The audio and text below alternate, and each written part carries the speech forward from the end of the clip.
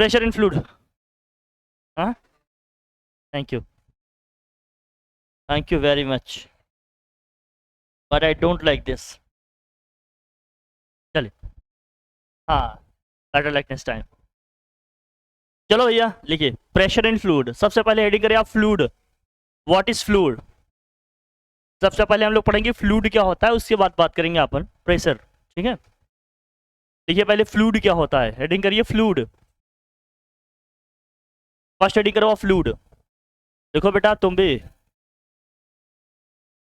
What is fluid heading कर। हाँ बेटा अब तो ठीक रहेगा ना। चलिए लिखिए फ्लूइड, हेडिंग लिखो भैया, नोट डाउन करो। कोई भी ऐसा सब्सटेंस जो इजीली एक प्लेस से दूसरे प्लेस को ट्रांसफर हो सकता है या फ्लो हो सकता है, उसे हम क्या कहेंगे? फ्लूइड। लिखो, the substance which can easily, the substance which can easily flow, the substance which can easily flow, the substance which can easily flow, the substance which can easily flow from one place to another, from one place to another,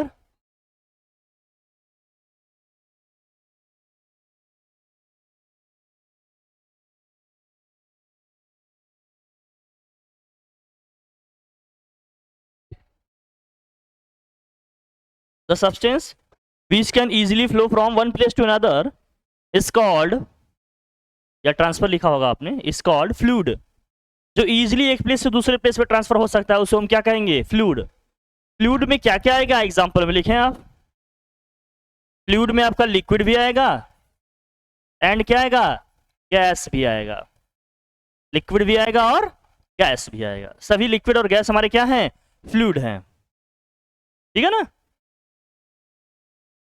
ऐसा कोई भी substance जो easily एक place से दूसरे place को transfer हो सकता है उसे हम क्या कहेंगे? फ्लूइड कहेंगे। फ्लूइड में आपका लिक्विड भी आएगा और गैस भी आएगा। Is that clear? चलो भाई आगे बढ़े।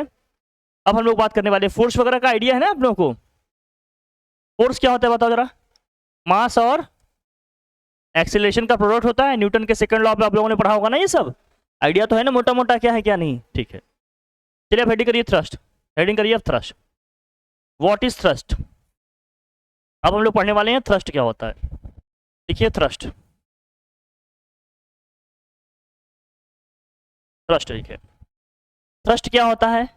जिससे मान लीजिए एक सरफेस है, एक बॉडी है, कोई भी body,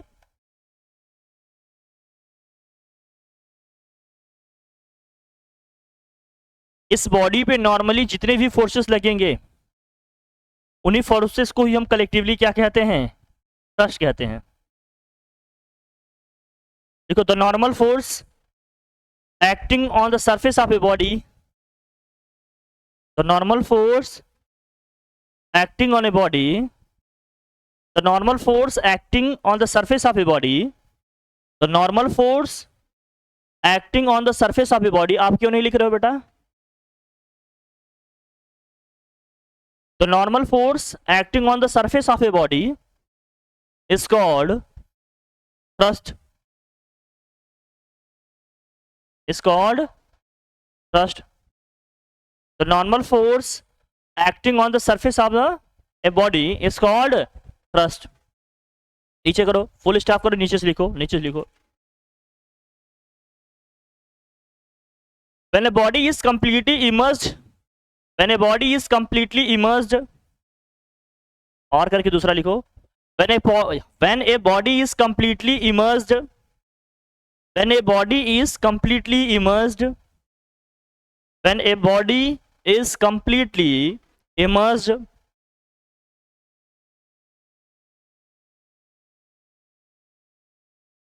in a fluid, then the normal forces, then the normal forces, then the normal forces, then the normal forces exerted by the fluid on the surface of the body, then the normal forces then the normal forces exerted by the fluid on the surface या on the surfaces of body, on the surfaces of body, एक से ज्यादा surface होंगे ना body के, जैसे इसकी कितने सरफेस हैं, अगर 2D में है तो 2 होंगे, 3D में है तो कितने होंगे, एक क्यूब के कितने सरफेस होते हैं, कितने फेस होंगे, क्यूब आपने देखा होगा कितने सरफेस होते हैं, कितने फेस होंगे, क्लियर है ना। तो सभी फोर्सेस पे जो नॉर्मल फोर्सेस लगेगा किसके द्वारा, फ्लूइड का एक प्रेशर जो पड़ेगा उसको अपन क्या बोलेंगे, थ्रस्ट बोलेंगे। The normal forces exerted by the fluid on the surfaces of body is called thrust, is called thrust, देखो लास्ट में इज कॉल्ड थ्रस्ट, उसको अपन क्या बोलेंगे, थ्रस्ट। अब जैसे इसमें लिक्विड भरा हुआ है भैया, बनाओ इस पिक्चर को जल्दी से, हाँ ये बनाओ,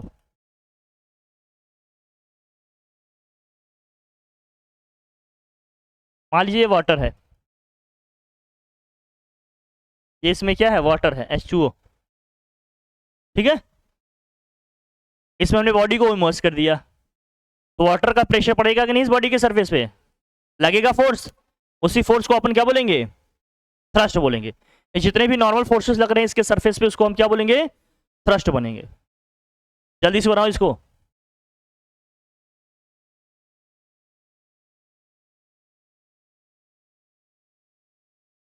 जो थ्रस्ट ऊपर से, बेटा देखो यहाँ बात नहीं, बात नहीं, जो थ्रस्ट ऊपर से नीचे की डायरेक्शन में लग रहा है उसको क्या बोलेंगे हम, डाउन थ्रस्ट, जो नीचे से ऊपर लग रहा है उसको क्या बोलेंगे, अप थ्रस्ट। लिखो इसको, लिखो, हाँ हाँ नहीं नहीं नहीं, लिख बेटा नीचे से लिखो, पैराग्राफ चेंज करके लिखो, लिखो the normal forces acting in downward direction, the normal forces, paragraph change करके लिखो, the normal forces acting in downward direction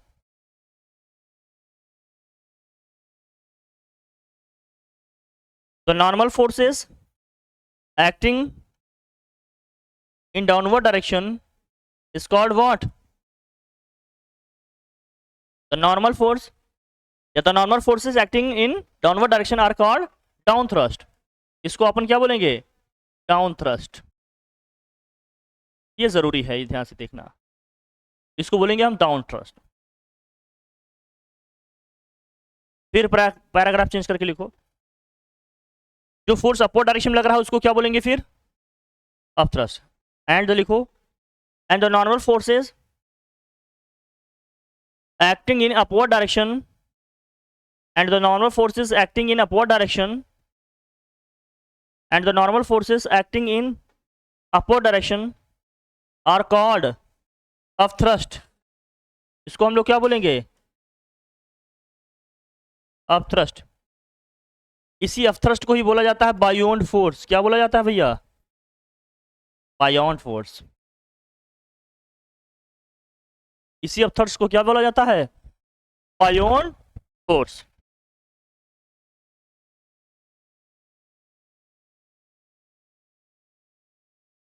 इसी अपथ्रस्ट को ही क्या बोला जाएगा, बायोंड फोर्स। वो बेटा वहां लिखा है देख लो Vinod,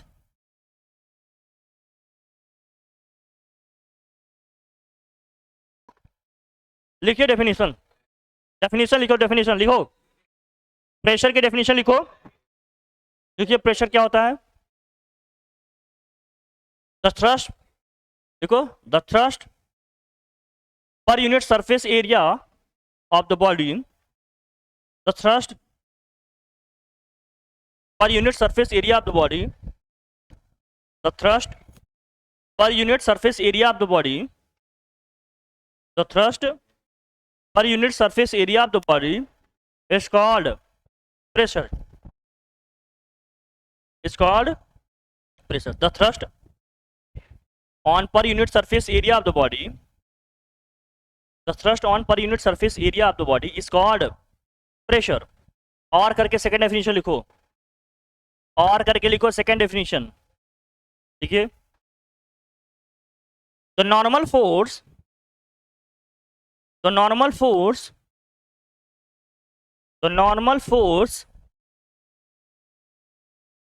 force acting on the surface, देखो, the normal force acting on the per unit surface area of the body, the normal force acting on the normal force acting on the per unit surface area of the body is called pressure, is called pressure.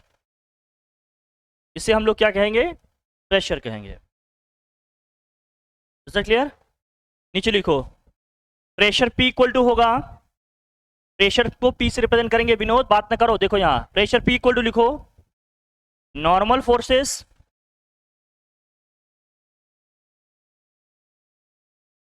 हाँ area, जो surface area होगा body का.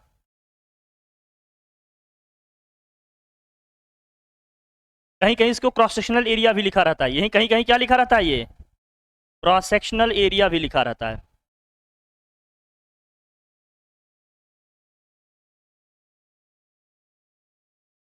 सिंबलिकल अगर वे में लिखेंगे तो ये क्या होगा, P equal to F upon, बात नहीं,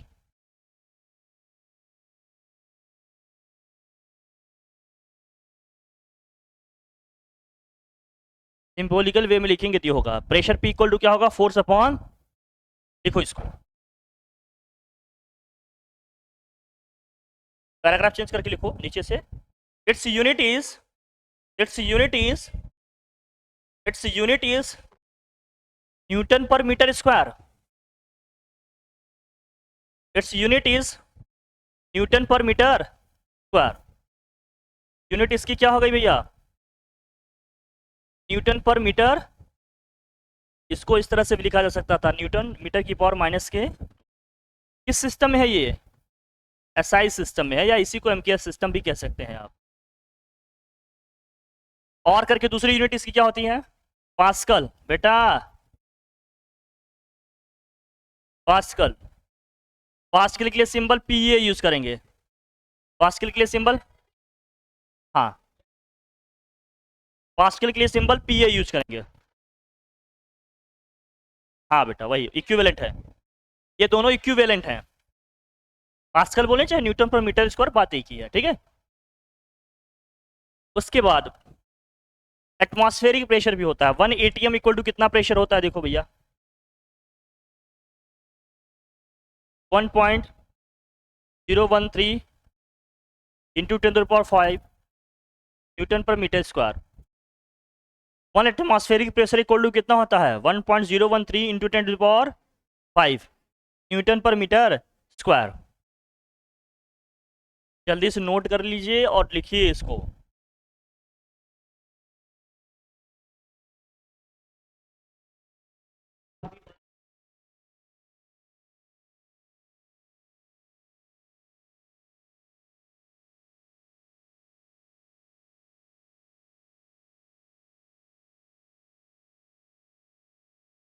ठीक है,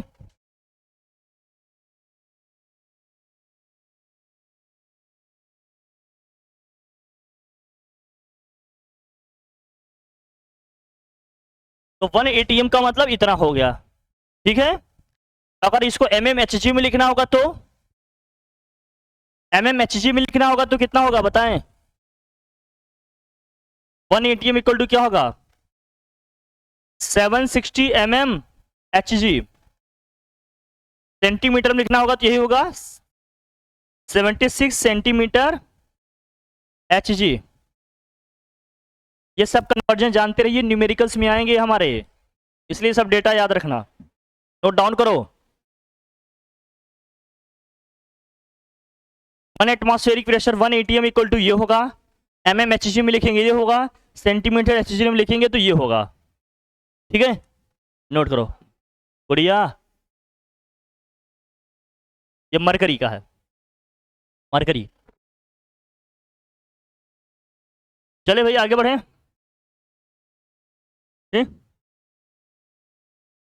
बेटा जब मरकरी का तुम लोग जैसे बैरोमीटर होता है ना, हाँ अरे बेटा वही, तुम तो विनोद,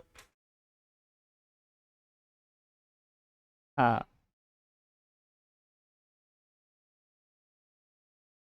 हेडिंग कर लिया, हटा दें ये सब।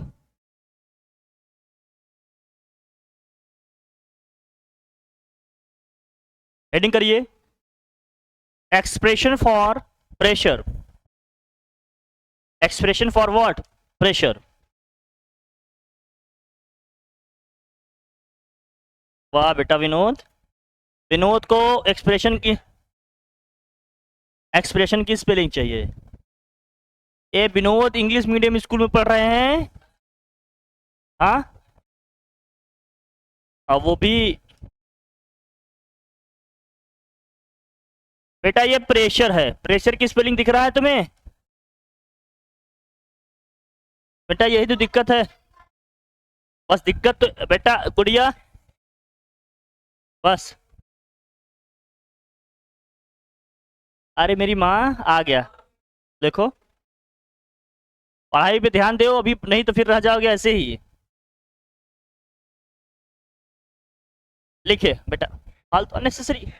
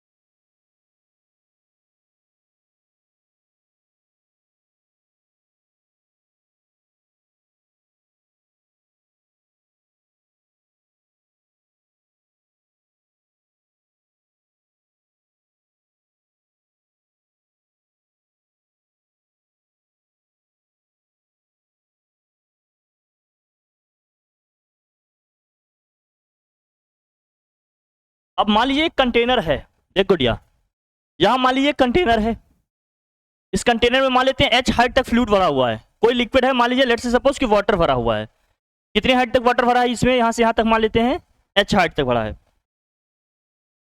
यहाँ से यहाँ तक h हाइट है, कितना है? h हाइट है, इसमें फ्लूइड पूरा वाटर मान लीजिए भरा हुआ है। ये क्रॉस सेक्शन है, इसका कुछ अपना एरिया होगा कि नहीं? क्या एरिया है इसका? मान लेते हैं ए है। क्रॉस सेक्शनल एरिया क्या है? अब मुझे बताओ सिलेंडर का वॉल्यूम क्या होता है? सिलेंडर का वॉल्यूम क्या होता है? वॉल्यूम ऑफ सिलेंडर ये होता है, हाँ आ जाओ, pi r square h. Pi r square h है, या इसका मतलब क्या है? क्रॉस सेक्शनल एरिया को एच से मल्टीप्लाई कर देंगे तो सिलेंडर का क्या आ जाता है? वॉल्यूम। पाई आर स्क्वायर का मतलब क्या है?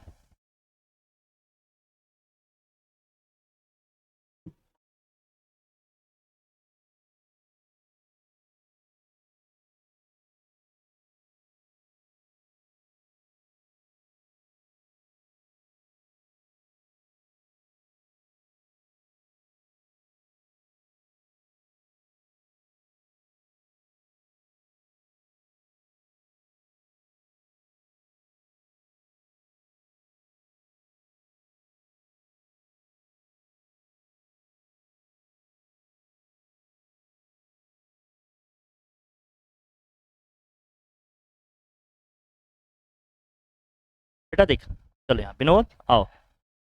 वॉल्यूम ऑफ सिलेंडर होता है pi r square h. Pi r square का मतलब क्या होता है? सर्कल का एरिया। जिस भी सिलेंडर की हम बात करेंगे, सिलेंडर का क्रॉस सेक्शन कैसा होगा? सर्कुलर होगा। सर्कल का एरिया क्या होता है? Pi r square H. इसका मतलब क्रॉस सेक्शनल एरिया को अगर उसके हाइट से या लेंथ से मल्टीप्लाई कर देंगे तो उसका वॉल्यूम आ जाएगा। तो वॉल्यूम का लिख दिए ए इंटू एच। एच का मतलब क्या है? सिलेंडर की हाइट है या क्या है? उसकी लेंथ है। क्लियर है ना ये बात? ये ध्यान में रखना। और इसका मास क्या मान लेते हैं? मान लीजिए जो वाटर इसमें हमने फिलअप किया, जो लिक्विड फिलअप किया, उसका मास क्या है? एम है। इसका मास क्या है? एम है। और डेंसिटी इसकी क्या है? रो है। डेंसिटी इसकी रो है और मास इसका क्या है? एम है।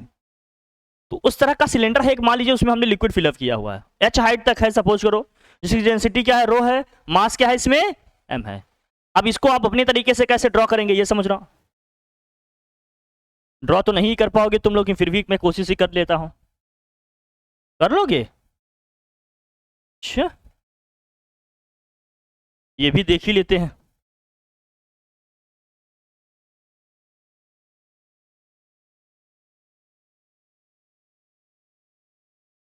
इसकी डेंसिटी रो है, मास इसका क्या है, और कितनी हाइट तक फिलअप कर रहे हैं इसको भैया, h हाइट तक। इसका क्रॉस सेक्शनल एरिया कितना है, a है मान लेते हैं। तो इस फ्लूइड के कारण इसके सरफेस पे कितना प्रेशर एग्जर्ट होगा, हम इसकी बात कर रहे हैं। पानी का यहाँ प्रेशर होगा कि नहीं, जो भी फ्लूइड हमने वाटर लिया है अगर, तो बॉटम पे प्रेशर होगा, वो प्रेशर कितना होगा इसके लिए एक्सप्रेशन डिराइव कर रहे हैं। और नॉर्मल प्रेशर की डेफिनेशन जो हमने पढ़ी, प्रेशर P इक्वल टू क्या था, प्रेशर P इक्वल टू था हमारा force upon cross sectional area, और फोर्स क्या था हमारा, मास इंटू एक्सेलरेशन था, मास इंटू क्या था, एक्सेलरेशन। तो यहां एक्सेलरेशन कौन सा एक्सेलरेशन होगा, ग्रेविटेशनल एक्सेलरेशन होगा। यहां लिखे m इंटू जी, लिखे अपॉन में क्या होगा a। डेंसिटी इक्वल टू क्या होता है बताएं, डेंसिटी इक्वल टू होता है मास अपॉन वॉल्यूम। तो यहां से मास इक्वल टू क्या हो जाएगा, density into volume, rho into V हो जाएगा। मास इक्वल टू क्या हो जाएगा, डेंसिटी इंटू वॉल्यूम। ये जो मास का एक्सप्रेशन आया हमारे पास, इसके प्लेस पे हम क्या लिख सकते हैं, रो इंटू वी लिख सकते हैं। रो इंटू क्या हो गया, वी, स्मॉल जी अपॉन क्या हो जाएगा, कैपिटल ए। आप साइड में बताइएगा, since mass m equal to क्या है, डेंसिटी इंटू वॉल्यूम है। फिर इसे सॉल्व करेंगे, वॉल्यूम इक्वल टू आप क्या लिख सकते हैं, क्रॉस सेक्शनल एरिया और इसकी जो हाइट है, जितने हाइट तक हमने फ्लूइड या लिक्विड इसमें फिलअप किया हुआ है, इनटू में क्या है जी, दिस होल अपॉन क्या है ए। कुछ कैंसिल आउट हो रहा है इसमें, ए से ए क्या होगा, फाइनल एक्सप्रेशन क्या आएगा अपने पास, रो इक्वल टू क्या आ गया, या पी इक्वल टू क्या आ गया, रो जी एच। ए से ए कैंसिल आउट हो गया ना विनोद। वॉल्यूम अभी बताया बेटा पीछे वहां विनोद, इसलिए कहता हूं हर चीज देखो, कहीं ना कहीं चीजें लिंक होंगी। तो प्रेशर का एक्सप्रेशन क्या आ गया, रो जी एच। ये है प्रेशर का एक्सप्रेशन। ये कैसे आ रहा है हमने देखा, देख बेटा नोट डाउन कर इसको।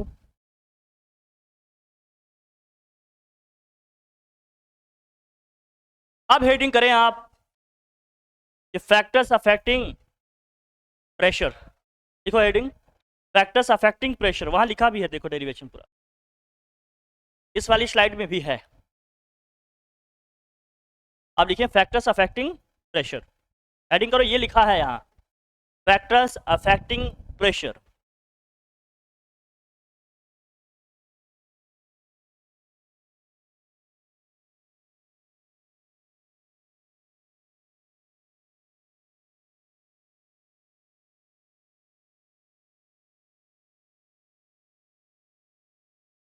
प्रेशर पी का एक्सप्रेशन रो जी एच आया, इससे क्या क्या मैसेज मिल रहा है हमें ये बताओ।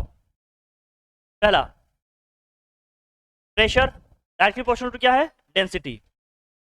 पहला लिखो, pressure P is directly proportional to क्या हो गया, डेंसिटी। मतलब जितना ज्यादा डेंसिटी होगी फ्लूइड की या लिक्विड की, उतना ही ज्यादा प्रेशर एक्सर्ट करेगा ये। जैसे एक बाल्टी में हम पानी ले लें और वहीं दूसरी बाल्टी में हम क्या कर लें, सैंड ले लें, या मान लीजिए कोई कीचड़ वगैरह आपने भर लिया है, आप उठाओगे किसका वेट ज़्यादा होगा, इसकी डेंसिटी ज़्यादा होगी, ऑब्वियस सी बात है। या एक बाल्टी में मान लीजिए आपने वाटर ले लिया है, दूसरी बाल्टी में आपने हनी ले लिया है, दोनों को सेम हाइट तक हमने फिलअप किया है, तो ऑब्वियस सी बात है कौन ज़्यादा प्रेशर एक्सर्ट करेगा, इसकी डेंसिटी ज़्यादा है, हनी का होगा ज़्यादा। ठीक है ना, इस तरह से देखो, देखो इसमें देखो, pressure is directly proportional to the, pressure is directly proportional to the, pressure is directly proportional to the density of the fluid or liquid, या density of the fluid लिखो, fluid में तो दोनों ही आ जाएंगे, directly proportional to the density of the fluid, it means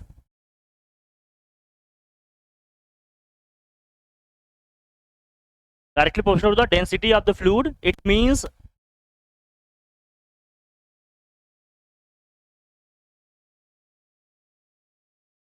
higher the density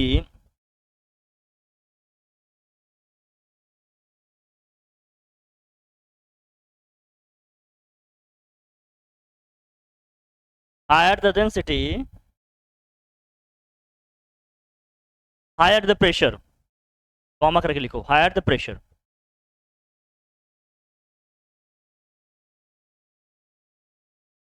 ठीक है, second heading करो आप, सेकंड हेडिंग कर लो। सेकंड, प्रेशर पी किसके डायमेंशनल है? एच के भी है। हाइट ऑफ द फ्लूइड, जितनी ज्यादा हाइट तक फ्लूइड को हम फिलअप किए रहेंगे प्रेशर उतना ज्यादा एग्जर्ट होगा। लिखो, लिखो pressure P is directly proportional to the height of the fluid. लिखो, pressure P is directly proportional to the pressure P is directly proportional to the pressure P is directly proportional to the height of the fluid, height of the what? Fluid.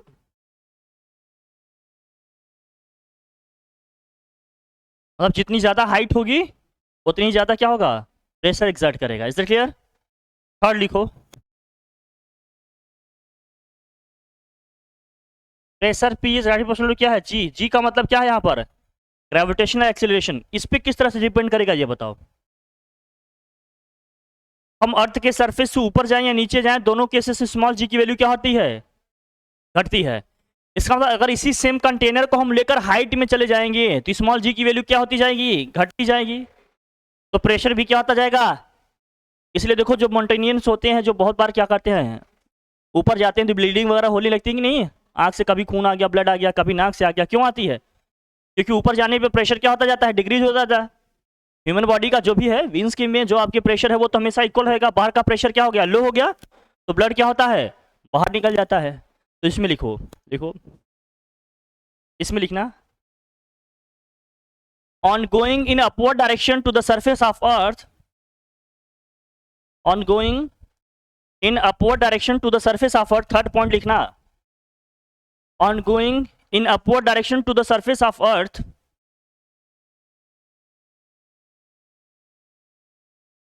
on going in upward direction to the surface of earth, the value of gravitational acceleration,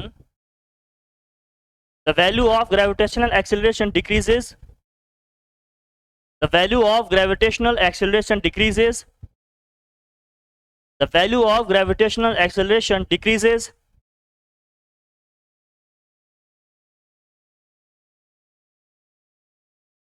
hence the pressure will also be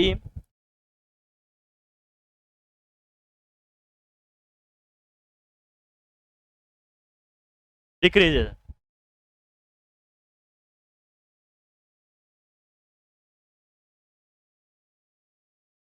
clear? ऊपर की बात करें, नीचे की हम नहीं बात करें, ऊपर गए तो घटेगा। डन। और बताओ टेम्परेचर इसमें अपना रोल प्ले करेगा?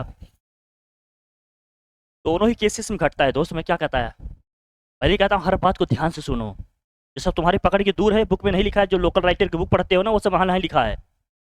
लेकिन जब ये सब चीज़ें लिखोगे रीजन के साथ, लॉजिकल रीजनिंग के साथ आंसर, तब वहाँ पर जाकर थोड़ी सी वैल्यू बढ़ेगी। टेम्परेचर पे किस तरह से डिपेंड करेगा बताओ? टेम्परेचर पे किस तरह से डिपेंड करेगा ये? टेम्परेचर अगर बढ़ाएंगे तो प्रेशर बढ़ेगा घटेगा? तुम्हारे यहाँ इतने की ही बात है, मैं पूछ रहा हूँ बताओ। फ्लूइड या लिक्विड की अगर हम बात करेंगे, टेम्परेचर बढ़ने के साथ क्या होगा? वेपराइज होगा। अगर गैस होगा तो बहुत रैंडम रैंडम उसकी डेंसिटी क्या होगी? कम हो जाएगी, फैल जाएगा, एक्सपेंशन होगा ना उसका, बाहर निकलेगा। लिक्विड भी होगा तो वेपराइज होगा, ये सब होगा। तो टेम्परेचर बढ़ने के साथ प्रेशर घटेगा कि बढ़ेगा? घटेगा। क्या होगा? चौथा फैक्टर भी ऐड कर लो, मन आए तो ऐड करना एग्जाम में, अदरवाइज इतना ही लिख के चले आना बस। लिख लो फोर्थ फैक्टर, लिख लो टेम्परेचर। टेम्परेचर, टेम्परेचर में क्या होगा जरा बताना? इनवर्सली प्रोपोर्शनल हो जाएगा ना ये। जितना ज्यादा टेम्परेचर बढ़ेगा प्रेशर उतना ही ज्यादा क्या होता जाएगा? Is that clear? ये भी एक आइडिया रखना। क्यों? गैसेस में कैसे होगा? टेम्परेचर बढ़ाएंगे तो एक्सपेंशन होगा, एक्सपेंशन होगा तो क्या होगा, प्रेशर कम। दूसरा क्या है, लिक्विड में कैसे होगा, वेपराइज होगा, अमाउंट ऑफ जो वाटर जो लिक्विड होगा वो भी क्या होगा हमारा, डिक्रीज होगा, तो प्रेशर कम हो जाएगा। इस तरह से इसको ध्यान में रखना है, बस इतने ही फैक्टर्स है, दैट्स ऑल। क्लियर है, आगे बढ़े, चले भैया, डन। चलिए पास्कल्स साहब का लॉ देखिए क्या है, पास्कल्स लॉ, पास्कल्स लॉ नहीं है अपने यहाँ, नहीं है।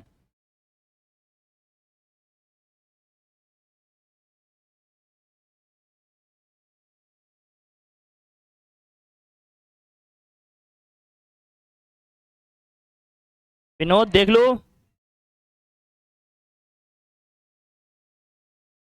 है ना, लिखो चलो, पास्कल साहब का लॉ लिखो, पास्कल्स लॉ, एडिंग करो, एपोस्ट्रोफी ऐसा ही है, पास्कल्स लॉ, पास्कल साहब का लॉ लिखिए, देखिए लिखो विनोद, चलो बस करो, बस करो, जो देखना था हमने देख लिया, आप लोग कितना आता है। देखो in equilibrium, in equilibrium, in equilibrium, in equilibrium, अब ये भी नहीं लिख पाओगे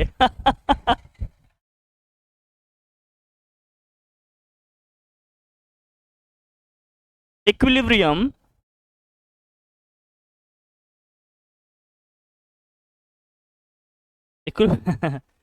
इसका मतलब इससे जितने भी प्रेशर एग्जिट हो रहे हैं चारों तरफ, सब क्या है, इक्वल है, सेम है। इन इक्विलिब्रियम कॉमा करके लिखो, the pressure exerted by a fluid, the pressure exerted by a fluid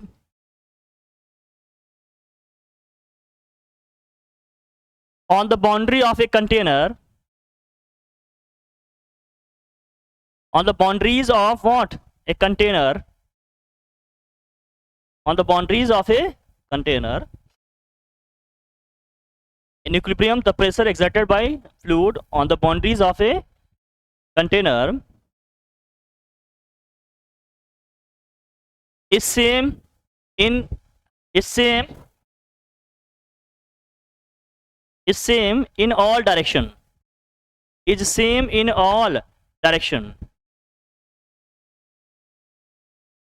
if gravity या फिर gravitational acceleration is negligible, if gravity और करके लिखो gravitational acceleration, gravity और what, gravitational acceleration is negligible, is negligible, negligible लिख लोगे या ये भी लिखूं, negligible का मतलब क्या है, काउंटेबल नहीं है या इग्नोर कर रहे हैं, उसको अवॉइड कर रहे हैं, इज दैट क्लियर। और करके दूसरी डेफिनेशन लिखो, जो गुड़िया बताई उसको भी लिखवा देते हैं, लेकिन गुड़िया आधा अधूरा से काम नहीं चलेगा, लिखो यहां,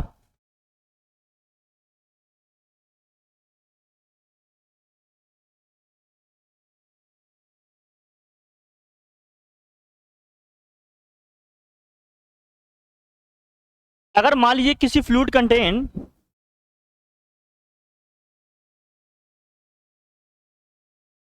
बस शांति से देख ही लेना बेटा विनोद,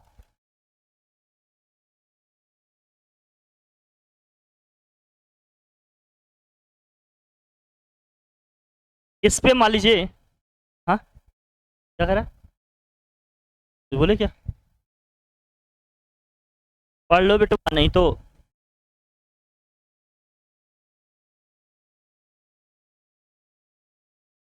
ये फ्लूइड है, गैस भी हो सकता है, लिक्विड भी हो सकता है।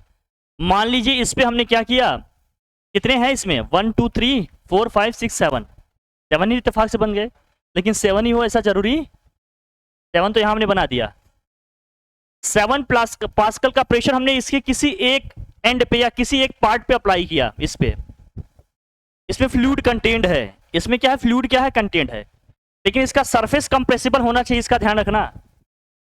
अब मान लिया आयरन का, स्टील का हमने कोई कंटेनर लिया, प्रेशर लगा रहे हैं, लग पाएगा भैया, जो हमने कंटेनर लिया है वो कंप्रेसिबल होना चाहिए, मतलब दबा सकें, जैसे रबर की बॉल ले लिया हमने, उसमें हमने पानी फिलअप कर दिया है ना, फुटबॉल ले लिया हमने, पानी फिलअप कर दिया, किसी एक पार्ट पे हम अगर प्रेशर एक्सर्ट कर रहे हैं, मतलब लगा रहे हैं, अप्लाई कर रहे हैं, मान लीजिए 7, इसमें मान लीजिए 7 होल हैं, कितने होल हैं? तो हर एक होल से कितने प्रेशर से पानी निकलेगा या फ्लूइड बाहर निकलेगा? 1 पास्कल से। कितने भैया? तो जितना भी प्रेशर होगा सब टोटली क्या हो जाएगा? इक्वली यहां पर डिस्ट्रीब्यूट हो जाएगा हर एक होल से। ठीक है भैया? हाँ बिल्कुल बनाना पड़ेगा दोस्त। पास्कल साहब ये बताते हैं कि इसकी अगर किसी एक पार्ट में हमने प्रेशर अप्लाई किया तो वो प्रेशर या फोर्स इक्वली हर पॉसिबल डायरेक्शन में क्या हो जाएगा? एक्सर्ट हो जाएगा। क्लियर है ना? या ट्रांसमिट हो जाएगा। इसको लिखते हैं हम लोग। बनाओ पिक्चर फिर बात करें। देखो, according to pascal,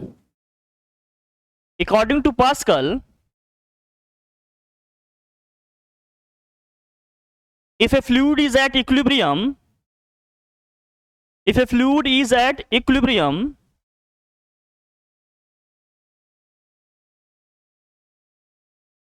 according to Pascal, if a fluid is at equilibrium,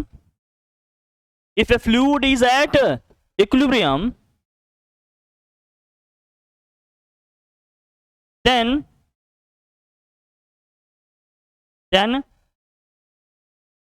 if we apply a pressure,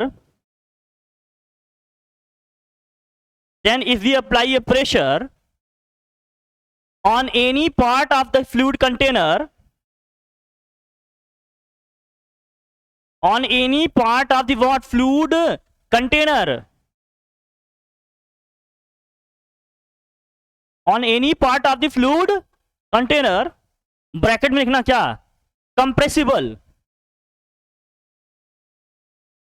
कौन कंप्रेसिबल है? कंटेनर। मेरी बात समझ रहे हो ना? अगर रबर की बॉल होगी तो हो जाएगा।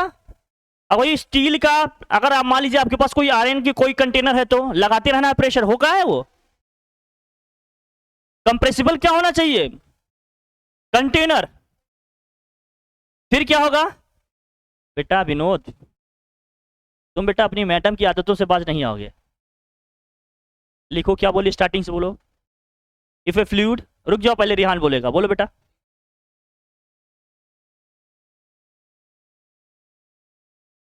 हाँ, then this pressure will be,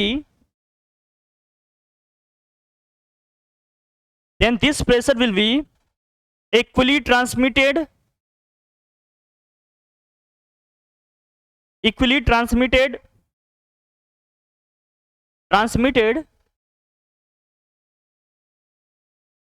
का मतलब हर पॉसिबल डायरेक्शन में एग्जर्ट होगा, बहेगा, ट्रांसफर होगा। समझ रहे हो ना? Transmitted in all possible direction. अब जहां होल नहीं है वहां से होल करके थोड़ी निकल जाएगा, जहां पॉसिबिलिटी होगी वहीं से निकलेगा ना। In all possible direction, that's it. ये चीज है पास्कल साहब का लॉ। समझ में आई बात हमारी? क्लियर? बोलो भैया। यही प्रेशर इक्वली हर डायरेक्शन में क्या हो गया? ट्रांसमिट हो गया। देख रहे हो ना? ये है पास्कल साहब का लॉ। हमने दोनों तरीके से बता दिया। अब याद करके जाओ, अपना जो भी है लिख लेना। डन। इनके एप्लीकेशंस आएंगे। जैसे यहां पर जो प्रेशर लगाएंगे, जैसे बहुत सारे आपको मिलते हैं ना पास्कल साहब के एप्लीकेशंस हैं। लिखो एप्लीकेशन ऑफ पास्कल्स लॉ, लिखो applications of Pascal's law, applications of Pascal's law. इस पे क्वेश्चन आते हैं, न्यूमेरिकल भी आते हैं। Applications of Pascal's law, applications of what? Pascal's law.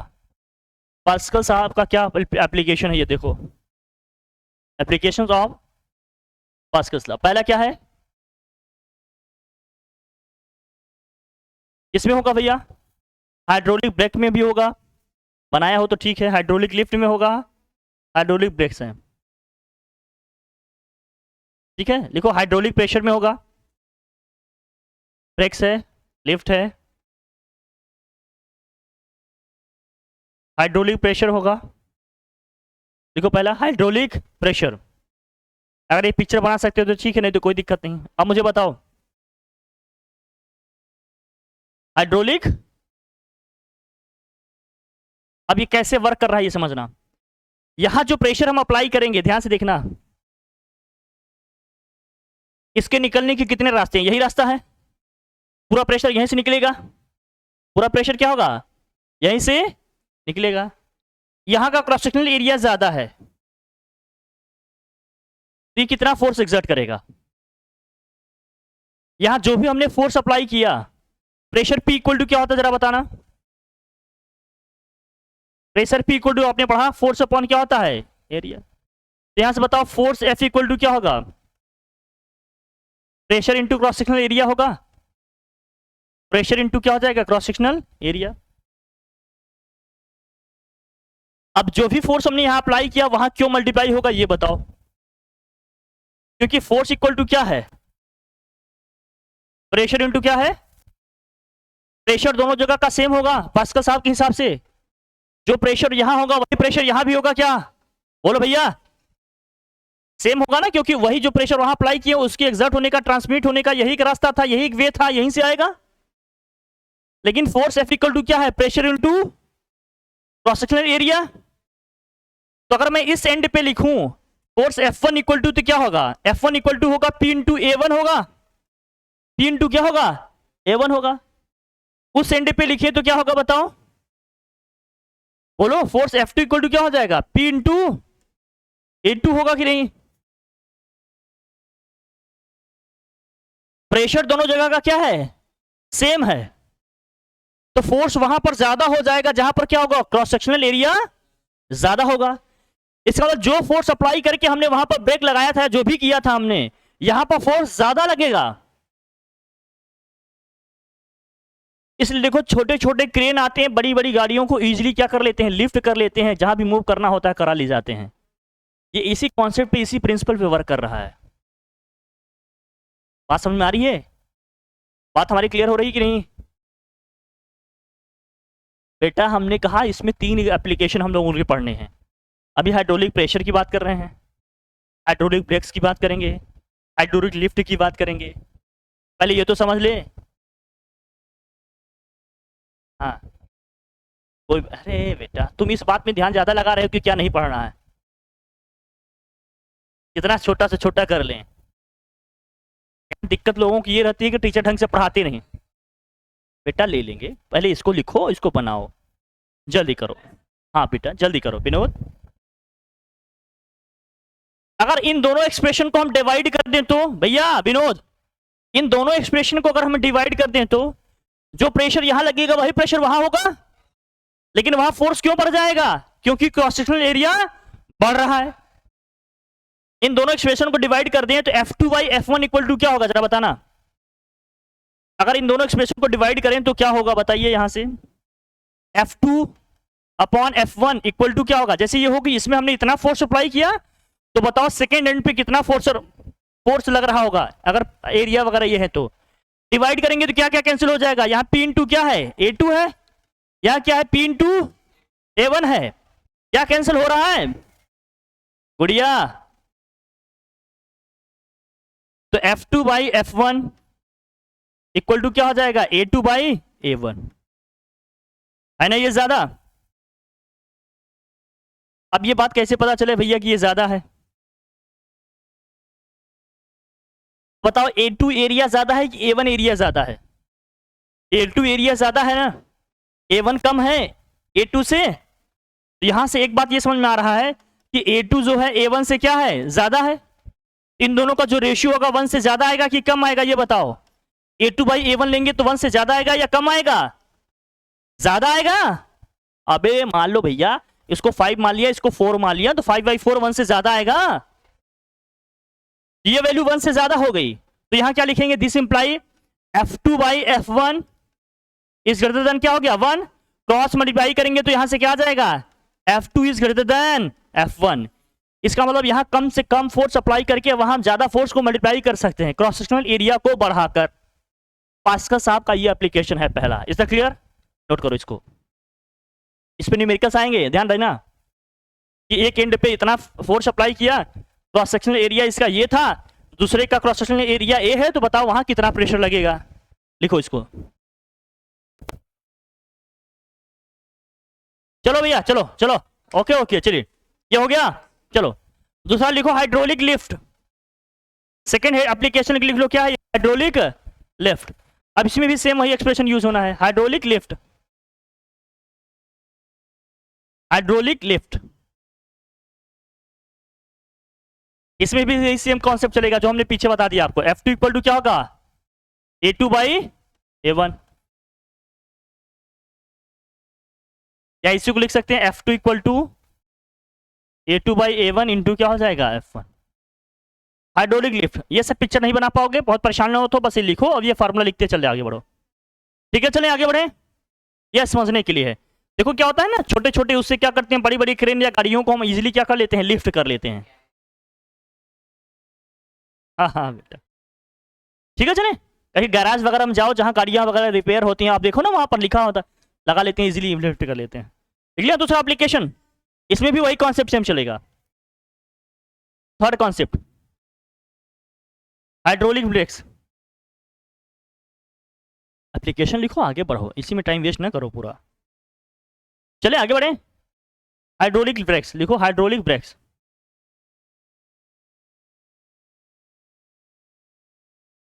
Hydraulic breaks, अब ये कैसे वर्क कर रहा है ये समझो, इसको समझना ये थोड़ा जरूरी है। हाइड्रोलिक ब्रेक्स, हाइड्रोलिक ब्रेक्स, तीसरा एप्लीकेशन है हाइड्रोलिक ब्रेक्स। अब इसमें ये कैसे वर्क कर रहा है ये समझिए, देखिए कैसे वर्क कर रहा है। अब यहां से हम प्रेशर अप्लाई करेंगे, जैसे मान लीजिए अपने पैर से ब्रेक को आप प्रेस करोगे, यहाँ जो भी फ्लूइड लिक्विड भरा है जाएगा, यहां से जाएगा तो यहाँ भरेगा। जब ये भर जाएगा तो ये दोनों चीजें जो यहाँ लगे हैं थोड़ा सा मूवेबल है, ये क्या होगा, मूव होगा। मूव होकर जो यहाँ गैप दिख रहा है आपको, ये जाकर पिस्टन से क्या हो जाएगा, उसके एकदम टच में आ जाएगा, कांटेक्ट में आ जाएगा, तो जाम कर देगा। तो व्हील घूमेगी, पहिया घूमेगा नहीं, रुक जाएगा, तो ब्रेक क्या हो जाएगा, इजीली अप्लाई होगा। जो बड़ी बड़ी ट्रक्स वगैरह चलती है ना, उसमें इसी तरह से ब्रेक लगाया जाता है। इसलिए देखो ट्रक में जब भी कभी ब्रेक रखता है तो उसमें आवाज आती है गैस निकलने की, वो कौन सी है, यही हाइड्रोलिक ब्रेक्स है। आता है कि नहीं बेटा, फिश ना करो यहाँ, यहाँ फिश नहीं करना है, यहाँ समझना है कि ये कैसे बेसिकली वर्क कर रहे हैं। समझ में आ रही है ना बात, ठीक है ना, कैसे वर्क कर रहा है ये जाएगा, यहाँ फिलअप होगा, ये इस तरह से एक्सपेंशन होगा, इधर जाएगा, क्या कर देगा, जाम करेगा, जैक करेगा, रुक जाएगा, ये डन। प्रिंसिपल ऑफ फ्लोटेशन, इसमें आपके लोग क्या होगा, आर्किमिडीज साहब का प्रिंसिपल भी होगा, होगा ना। देखिए प्रिंसिपल ऑफ फ्लोटेशन, देखिए इसके तीन है स्टेटमेंट, ध्यान से लिख लो। देखिए principle of flotation, principle of flotation, heading करो प्रिंसिपल ऑफ फ्लोटेशन, जल्दी से लिख लो बेटा, ज्यादा नहीं है। प्रिंसिपल ऑफ फ्लोटेशन, उसके बाद खत्म। हाँ, प्रिंसिपल ऑफ फ्लोटेशन, हेडिंग करो प्रिंसिपल ऑफ फ्लोटेशन। हाँ लिखो principle of flotation, principle of flotation. इसके तीन केसेस बनेंगे। प्रिंसिपल ऑफ फ्लोटेशन, पहला केस, फर्स्ट केस क्या है, मान लीजिए यहां पर कोई क्या है, ये आप लोगों को दिख रहा है, जो बना है यहां दिख रहा है आप लोगों को।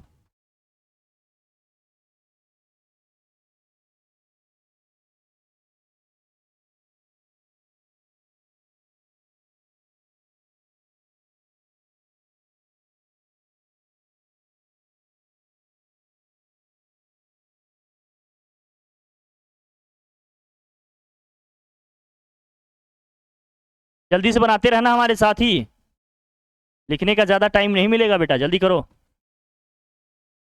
हम्म।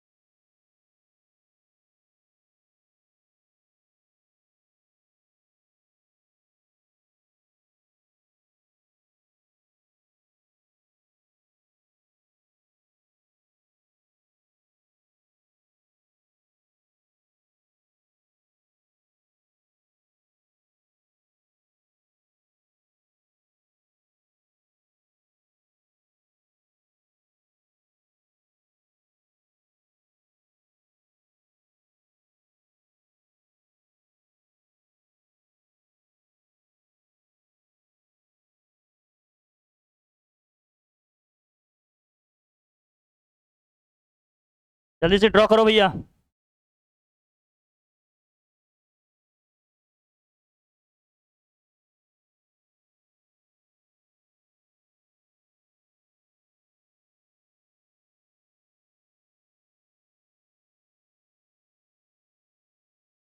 बॉडी की डेंसिटी सिग्मा मान रहे हैं, फ्लूइड का मान लेते हैं रो है। बॉडी की डेंसिटी सिग्मा से रिप्रेजेंट कर रहे हैं, फ्लूइड की डेंसिटी को रो से। फ्लूइड की डेंसिटी को रो से रिप्रेजेंट कर रहे हैं, बॉडी की डेंसिटी को सिग्मा से। जल्दी से इसको नोट डाउन करिए, फिर बात करते हैं इस पे। 3 केसेस बनेंगे। मान लीजिए फिगर हमारा 1 है, ये क्या है फिगर 2 है, ये क्या है फिगर 3 है। 3 केसेस बनेंगे इसमें प्रिंसिपल ऑफ रोटेशन में। तीनों को डिस्कस करते हैं एक एक करके।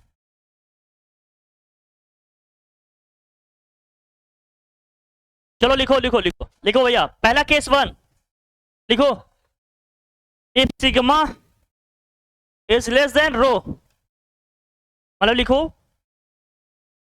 अगर बॉडी की डेंसिटी फ्लूइड की डेंसिटी से कम है तो क्या होगा।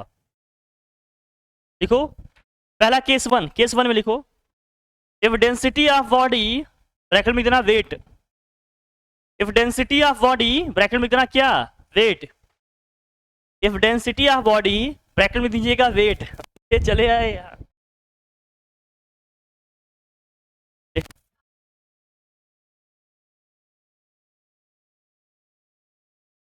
डेंसिटी ऑफ चेहरा बता रहा है, density of fluid density of body bracket में देना क्या weight, density of body bracket में क्या लिखिएगा वेट इज लेसर देन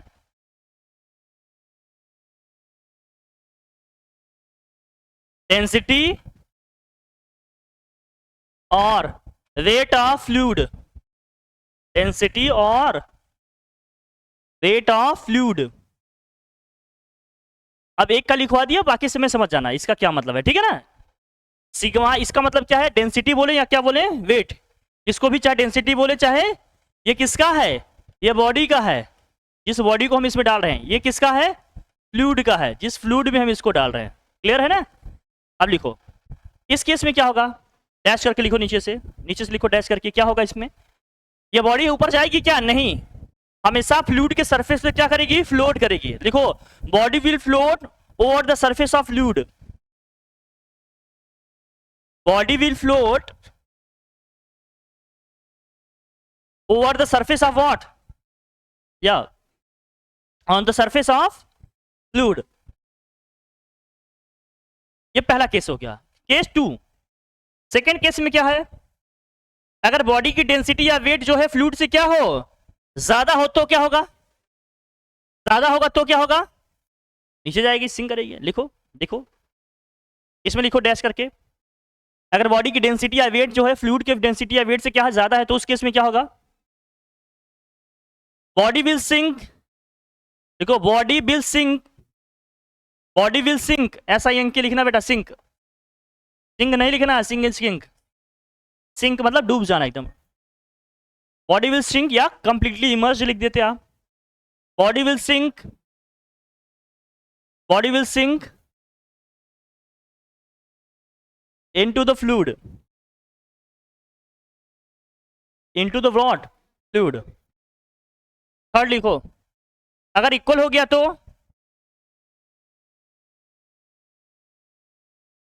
तब पार्शियली इमर्ज्ड हो जाएगा, कंप्लीटली इमर्ज्ड नहीं होगा, पार्शियली इमर्ज्ड होगा लेकिन सरफेस पे क्या होता रहेगा बोलेगा। देखो देखो अगर इक्वल टू हो गया तो सिग्मा इक्वल टू रो हो गया तो लिखो इसमें बेटा, लिखो विनोद सिग्मा इक्वल टू रो हो गया तो लिखो थर्ड केस। हाँ body will partially emerge into the fluid, body will partially emerge into the fluid, body will partially emerge into the fluid and what float, and float, float करेगी ना ऊपर, ये वाली सिचुएशन है थर्ड। हाँ third, ये 1 2 3 हमने तीनों लिखवा दिए सिचुएशन, फिगर बना ही है, कोई दिक्कत वाली बात हो जाएगा यहां तक, डन क्लियर है ना। और आर्किमिडीज का आपका प्रिंसिपल है, इसको अलग से पढ़ा देंगे आप लोगों को, इसको थोड़ा डिटेल में बताना अच्छे से तब समझ में आएगा। चाहो तो लिखना हो लिख लो। देखिए आर्किमिडीज प्रिंसिपल छोटा सा लिख लो, Archimedes principle Archimedes principle, spelling दिख रही ना, ARCHIMEDE', आर्किमिडीज प्रिंसिपल। आर्किमिडीज साहब क्या बता रहे हैं अपनी प्रिंसिपल में, देखो आर्किमिडीज प्रिंसिपल, देखिए क्या बता रहे हैं आर्किमिडीज साहब, लिखिए। ये बताते हैं अगर किसी बॉडी सिस्टम को हम फ्लूइड में डुबोएंगे पार्शियली या कंप्लीटली, तो बॉडी अपने वेट में अपेरेंट लॉस फील करती है। वो जो उसके वेट में अपेरेंट लॉस आ रहा है, किससे आ रहा है? जितना फ्लूइड वो डिस्प्लेस करेगी उसी के बराबर लॉस आएगा। लिखिए इसमें, व्हेन ए बॉडी इज,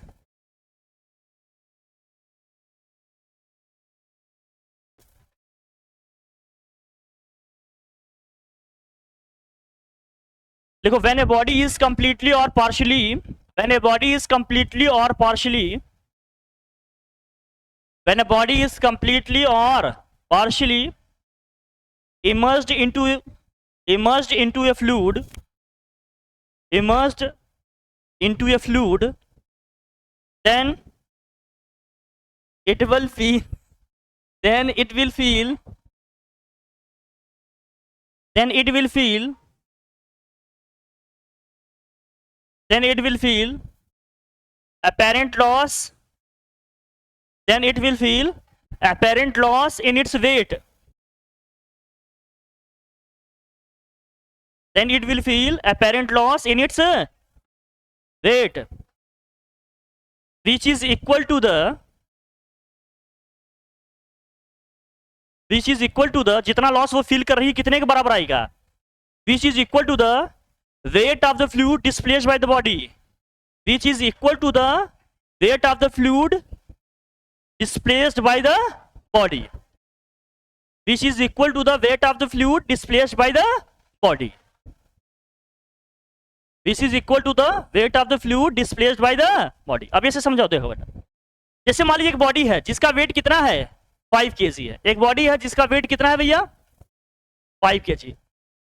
अब इसको हम क्या किए, अभी बाहर रखे हैं एयर में, तो इसका वेट कितना आ रहा है 5 kg, कितना आ रहा है 5 kg। गुड़िया, ओ गुड़िया, आज ब्लू है, पानी पानी खेल रही है, पानी अभी नीला हो जाएगा बेटा, देख। अब इसको हमने क्या किया, फ्लूइड में डुबो दिया, एकदम कंप्लीटली सिंक कर दिया, इमर्स कर दिया, पार्शियली इमर्सली कर दिया। तो जाहिर सी बात है, जैसे बाल्टी में पानी भरा हो उसमें हम एक ईंट डाल दें, पूरा पानी एकदम लेवल तक भरा है, तो पानी बाहर निकलेगा कि नहीं? ऑब्वियस सी बात है निकलेगा। तो जैसे इसमें मान लीजिए इसको हमने डाला और 2 kg इस तरह से पानी इसमें क्या हो गया, बाहर निकल गया, तो अब बॉडी की जो एक्चुअल वेट होगी कितना होगा, मास इसका कितना होगा फ्लूइड में, ये 3 kg महसूस कर रहा, कितना हो रहा होगा 3 kg। क्यों? 2 kg का लॉस कहां से आया, जो बायोंट फोर्स लग रहा है इसमें ऊपर की तरफ, उसकी वजह से आएगा। किसकी वजह से आएगा? बायोंट फोर्स। बायोंट फोर्स को क्या बोलते हैं अपन, अप थ्रस्ट बोलते हैं। क्या बोलते हैं? अप थ्रस्ट, बताया था ना पीछे। और ये लॉस कितने के बराबर आएगा, जितना फ्लूइड उसने डिस्प्लेस किया है उसका जितना वेट होगा टोटल उतने के बराबर आ जाएगा। ये कौन बता रहे हैं? आर्किमिडीज साहब बता रहे हैं। तो लिखो, weight, weight of the body in air क्या होगा, weight of the body in air क्या होगा, अगर उसका मास m है तो m इंटू जी होगा, m इंटू क्या होगा, g होगा। अब लिखो, weight of the body in fluid, weight of the body in fluid w dash equal to क्या होगा, weight of the body in fluid w dash, लिखो weight of the body in fluid w dash equal to क्या होगा, weight of the body in fluid w dash equal to क्या होगा, 1 minus sigma upon rho, sorry rho upon sigma, rho upon sigma m into क्या होगा, जी होगा, m into क्या होगा, जी होगा।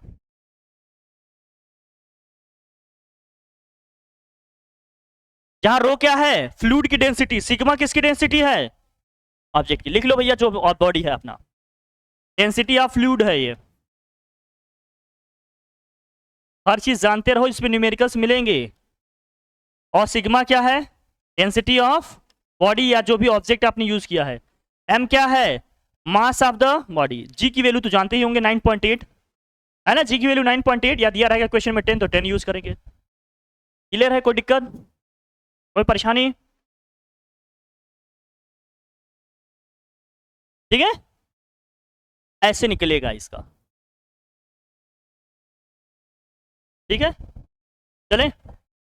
जो बॉडी का वॉल्यूम होगा ना, आप जैसे पूछेगा कि कितना निकल रहा है, जो बॉडी का वॉल्यूम होगा उतने वॉल्यूम में वाटर या लिक्विड को क्या करेगा, वो डिस्प्लेस करेगा। और जो उसके वेट में अपैरेंट लॉस आ रहा है उस फ्लूइड के वेट के बराबर आएगा। Is that clear? ठीक है भैया, यहां तक इसको पढ़ के रखिए। कॉन्सेप्चुअल पार्ट पूरा हमने कंप्लीट कर लिया, कल इसके न्यूमेरिकल्स करेंगे। Is that clear? डन? ठीक है भैया, थैंक यू।